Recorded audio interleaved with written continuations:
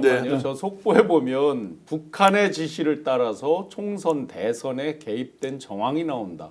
지령이 내려왔다. 그래서 이게 변론 중에 이게 있었나요 혹시? 아니 오늘 김계리가 아까 뭐 하는 이야기 중에 뭐 네. 북한 지령으로 민주노총에서 간첩 활동을 했다. 그런데 변론 중에 어떤 그런 증거를 낸 적이 있나요? 아니, 지금 증거 마지막 없죠. 지금 네. 최후 진술인데. 주장하는 거야 그냥 근거 없이 주장하는데 야. 그거 만약에 사실이라면 그때 잡았으면 되는 거잖아요. 그렇죠. 당연히. 그리고 또 계엄령과는 또 인과론도 없는 거고. 자 그래서 이제 저런 부분을 우리가 놓치고 있는 게요. 실제로 북한을 자극해서 전쟁을 일으키려고 했잖아요. 그러면 거기에 대한 명분을 쌓아놔야 되는 게 북한에서 사전에 간첩을 보내서 뭔가 공작을 했고 민주당이 간첩 잘 들어주세요. 예, 예. 잘 들어주세요. 민주당이 다 간첩으로 이루어져 있으니까 여기에서 북한 지령을 받아서 움직였다라는 것을 논리적 근거로 있어야 나중에 싸울 때 유리한 거 아니냐라고 이제 했을 거고요. 충분히 저는 윤석열이 저런 논리를 가지고 미치광이 전법을 쓸 것이라고 예상도 했고요. 그게 그대로 드러나지 않습니까? 네. 이제 더 돌아버리는 거예요. 저거는 탄핵 아니고는 다른 길이 없어요. 그런데도 왜 저 말을 하느냐. 언젠가 자 이재명 정권이 국정 운영 잘못할 때 봤지? 북한 지령 받고 움직였다라고 하면 극소수가 모여서 정말로 동량을 할 거 아니에요. 돈을 모을 거 아니에요. 이제 이런 네. 방식으로 세력 유지 기반인데 해도 너무하다. 마지막 변론에서 윤석열이 나와서 자 강덕구 의원도 이재명 대표도 다 간첩이다 라는 논리로 대한민국 국민들을 속이려고 한다면 어떤 국민이 이것을 0.00001%라도 인정하겠느냐. 지금 시청자 여러분들께서 이게 시차 때문에 헌재께 이제 얼굴로 이렇게 나오진 않고 속보로 먼저 이렇게 나오는데 아마 지금 저희 중론도 비슷한 것 같습니다. 날 샜다. 뭐 더 봐봐야 뭐 기존 주장에서 특별한 거 없다. 제가 네네. 유튜브 채널 이제 요즘 쭉 이렇게 이제 스크린 해보지 않습니까? 극우 유튜브 채널도 북한 지령으로 움직였다는 사람이 다수가 아니에요. 그 문제는 드러내는 순간 자기 존재 기반이 다 없어지기 때문에 북한의 지령으로 민주당이 또는 이런 정치인들이 윤석열 무너뜨리기 위해서 했다라고 하는 것은 정말로 극우 중에서도 극우. 이걸 지금 윤석열이가 하고 있으니까 이제 저기서는 목표가 내가 극우 중에서 왕극우다라는 걸 그렇죠. 지 스스로 이제 만들기 위한 이미 탄핵 당할 건 알고 그 뒤에 이제 메시지를 던진다. 예, 전 오늘 마지막 최후의 진술할 시간을 주는 거잖아요. 네네. 예, 근데 뭐 저희 박근혜 전 대통령이나 노무현 전 대통령이 본인이 직접 최후의 진술하는 경우가 없었고 오늘 본인이 하는 네. 건데 저는 뭐 지금 속보 나오는 거 보면서 임기 연연 안해 개헌 정치 개혁이 마지막 사명. 저희가 예측한 대로 그대로 나왔습니다. 근데 개헌 꺼냈습니다. 저는 너무 오늘 좀 어설프다. 그리고 오히려 국민들 보기에는 좀 열받는다라는 생각이 들고요. 마지막 8명 헌법재판관들의 생각이 제일 중요한 거 아닙니까?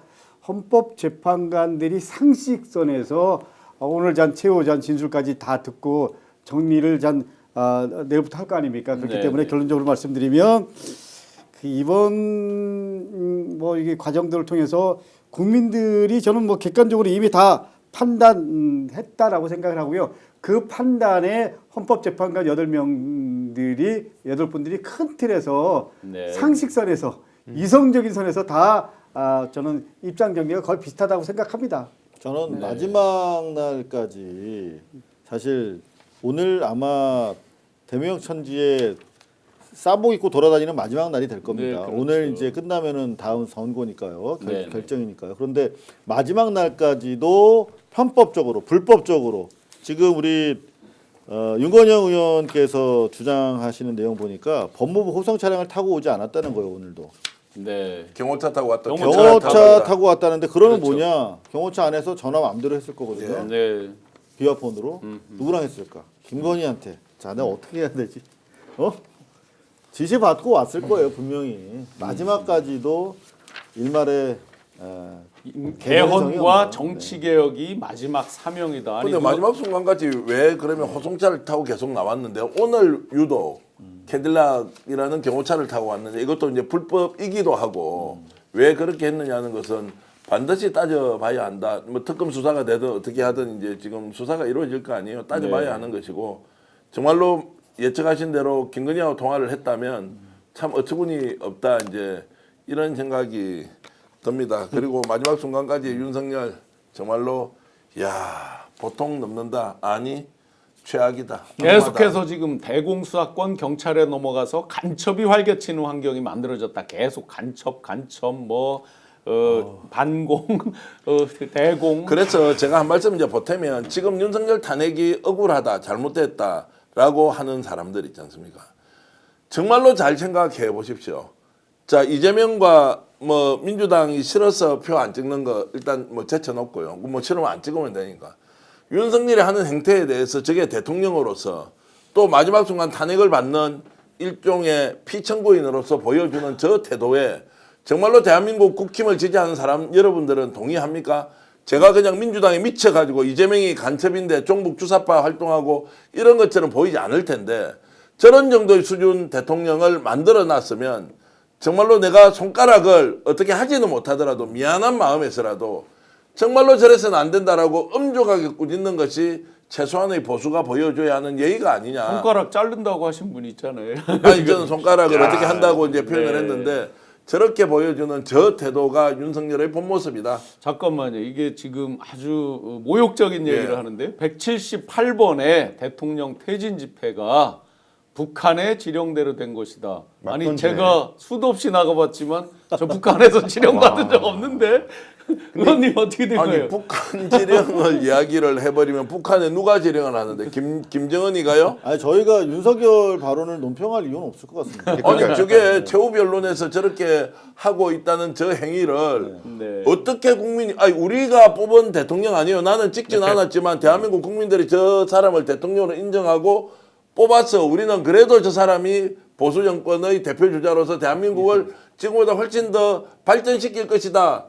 라고 하면서 기대를 했던 것도 사실 아니에요. 예. 제가 뭐 있는 그대로 말씀드리면 저는 소위 말하는 촛불행동 대통령 퇴진 집회에 계속 나갔던 사람입니다. 초기부터. 근데 실제로 우리 당 지도부는 저희 같은 사람들이 현역 의원들이 나가는 거에 대한 부담이 있었습니다. 그래서 가급적이면 좀 자제했으면 좋겠다. 이런 메시지를 계속 보냈습니다. 근데 전 탄핵이 결정된 다음에는 당 차원에서도 뭐 강문 가고 뭐 이렇게 했죠. 다시 말하면 한 뭐 130회까지는 민주당은 현역 의원들 가급적이면 나가지 않았으면 좋겠다라는 거예요. 그래서 저랑 뭐 우리 김용민 의원 몇 사람 안 됐습니다. 김준혁 의원 그랬는데 북한 지령대로 된 것. 아까 예를 들면 이재명 뭐 완전히 뭐 북한 지령대로 뭐 그 빨갱이다 뭐 이런 식의 논리 이게 맞지 않는 거잖아요. 그런 거 아닌가요? 그러니까 표현을 맞지 않다는 표현도 사실 적절한 방식이 아니에요. 이걸 어떻게 표현해요? 저게 돌지 않고서는 저런 말을 할 수 있냐고. 어떻게 대통령이 와서 북한 지령을 받아가지고 대한민국이 움직이고 있다. 민노총에 간첩 활동했던 사람이 뭘 했는지도 제가 모르겠는데 그 사람들이 북한식 주체 사상, 김정은식의 지배 방식을 대한민국이 추종해가지고 거기에 따라서 움직인다라고 하는 것이 70년대에 나와도 이게 안 통하는 건데 2025년도에 대한민국 대통령이 파면당하기 직전에 저런 말을 하면서 국민들에게 아유 정말로 한국 사회가 네. 80년대 전두환 독재 군사 쿠데타로 정권을 잡은 이후에 그리고 예를 들면 70년대 소위 말하는 뭐 주사파니 뭐 또 뭐 NLPD 뭐 이런 주사 쪽이랑 뭐 소위 뭐 NLPD 쪽 이런 쪽이 있었죠. 예를 들면 근데 아니 결론적으로 말씀드리면 러시아 소련이 무너지고 그 이후에 한국 사회는 그런 아주 극히 일부분이 있었지만 적어도 예를 들면 제도권 안에 주류인 민주당 안에 그런 생각을 한때 가졌던 분이 극소수로 있었지만 지금 어느 누구 한 명도 없습니다. 그것만큼은 당당하게 분명히 말씀드릴 수 있습니다. 그러니까 이거는 그야말로 우리가 이제 채무고 이제 색깔론을 반박할 가치도 없는 가치도 소리 같은 없죠. 얘기인데, 네. 근데 저 얘기하는 건 그 계엄 사유인 전시 사변 또는 이에 준하는 국가 비상 사태가 있다라는 얘기를 하지 않으면 나는 못 살아난다고 생각하니까 그런 거죠. 변호사들이 강조하라고 자꾸 하는 얘기인데, 여러분 계엄이라는 거 하는 이유 영장 없이 왜 사람을 데리고 갈까요? 영장을 예. 집행할 국가기관이 마비돼서 그런 거예요. 전쟁이 나가지고 법원이 막 부서지고 경찰서가 불에 탔어. 그럼 도둑놈들이 활개쳐도 잡을 경찰이 없어요. 그러면 영장 언제 청구해서 영장 실질심사 한 거예요? 빨리 잡아서 군대가 법원 역할을 해야 되기 때문에 계엄령 발령하는 거예요. 근데 민주당 때문에 무슨 경찰사가 마비가 되며 어떤 법원이 재판을 못 합니까? 말도 안 되는 개소리를 하고 있어요. 전혀 계엄 사유 안 됩니다. 그렇죠. 흔들리지 마세요, 여러분. 이거 보시고. 민주당하고 이재명 지지하는 사람들도 하지 않는 사람들도 판단하기는 굉장히 쉽겠습니다. 저 대통령을 지지하는 것이 과연 본인의 양심에 부합하는지 아닌지 판단해 보면 야 정말 저질이다. 제가 네. 진짜 이런 말씀을 잘 안 쓰는데 놀고 있는 꼴이 저질이다. 이런 말씀을 제가 정말 쓰겠습니다.